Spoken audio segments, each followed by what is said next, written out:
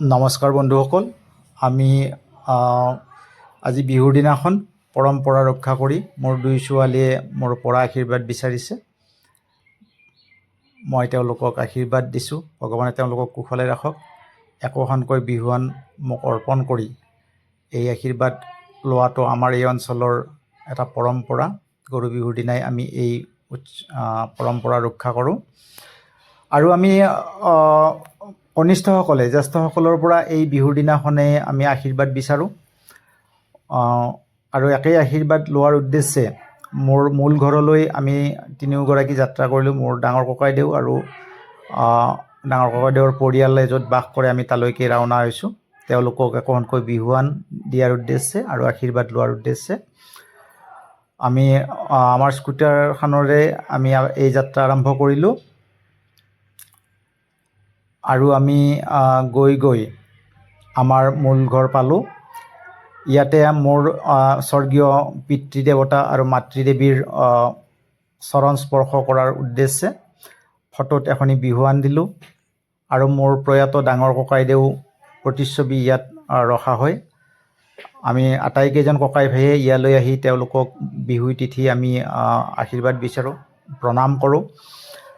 আৰু একেই উদ্দেশ্যেৰে আজি মই আহিলোঁ মোৰ দুই সন্তানক লগত লৈ। আৰু মই এখন বিহুৱান মোৰ প্ৰয়াত পিতৃ মাতৃৰ প্ৰতিচ্ছবিত অৰ্পণ কৰি এগছি চাকি আৰু ধূপ জ্বলাই মই প্ৰাৰ্থনা কৰিছোঁ আৰু আশীৰ্বাদ বিচাৰিছোঁ, যাতে আমাৰ পৰিয়ালটো সুখে সন্তোষে আমি বসবাস কৰিব পাৰোঁ আৰু অহা সময়খিনিত আমি কুশলে থাকিব পাৰোঁ। লগে লগে ভগৱানক প্ৰাৰ্থনা জনাইছোঁ যাতে মোৰ প্ৰয়াত পিতৃ মাতৃৰ লগতে ডাঙৰ ককাইদেৱে স্বৰ্গত বাস কৰে। আত্মাৰ সদ্গতি বিচাৰিছোঁ, ভগৱানক প্ৰাৰ্থনা জনাইছোঁ যাতে ভগৱানে তেখেতৰ ওচৰত মোৰ এই পূৰ্বজসকলক ঠাই দিয়ে, আত্মাৰ কল্যাণ সাধন কৰে। এই কামনা কৰিয়েই মই ভগৱানক প্ৰাৰ্থনা নিবেদিছোঁ।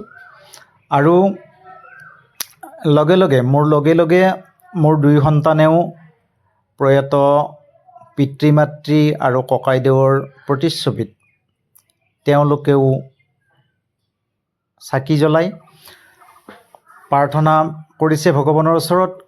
আমাৰ স্বৰ্গগত পিতৃ মাতৃ আৰু ডাঙৰ ককাইদেউৰ আত্মাৰ চিৰশান্তি কামনা কৰি তেওঁলোকেও আশীৰ্বাদ বিচাৰিছে।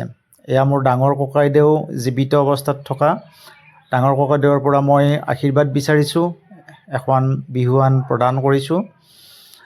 আৰু মোৰ দুই জীয়ৰীয়েও বৰদেউতাক আৰু বৰমাকক এই বিহুৰ পৰম্পৰা ৰক্ষা কৰি সেৱা কৰিছে আৰু একোখনকৈ বস্ত্ৰ, নতুন বস্ত্ৰ উপহাৰ হিচাপে আগবঢ়াইছে।